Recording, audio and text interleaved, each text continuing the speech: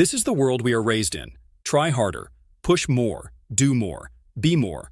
But what if real power was not about effort, but about letting go?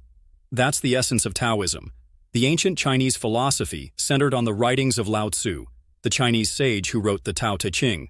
We cannot be certain Lao Tzu ever walked the earth, but 2,000 years later his thoughts and wisdom form the foundation of culture. Centered upon his philosophy there is, furthermore, one broad and forceful idea: Wu-wei, effortless action. Or as we might say these days, flow. Flow is what happens when you act effortlessly, when things just click. Athletes call it in the zone. Artists lose track of time. Gamers, dancers, writers, engaged in the present moment. Here is how Bill Russell, the basketball great, once described it. I almost felt like we were playing in slow motion. I just felt how the next play was going to be.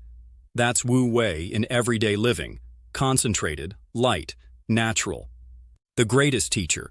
Nature is the greatest teacher in Taoism. Soft is humble and water is humble, but not every humble thing is soft or even wet. It flows around obstacles. It doesn't resist. As if, and yet, it changes everything. The best of all things is like water.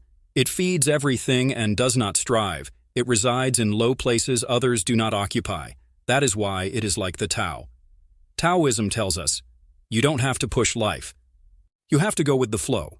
In one of Taoism's classic stories, Cook Ting can cut oxen so elegantly that his cutting knife stayed as sharp as it had been for 19 years. When asked how he did it, he said, I follow the natural lines. I go by spirit, not sight. I move with the rhythm, not against it. His magic was in not working harder, but in understanding the ebb and flow. We often resist life.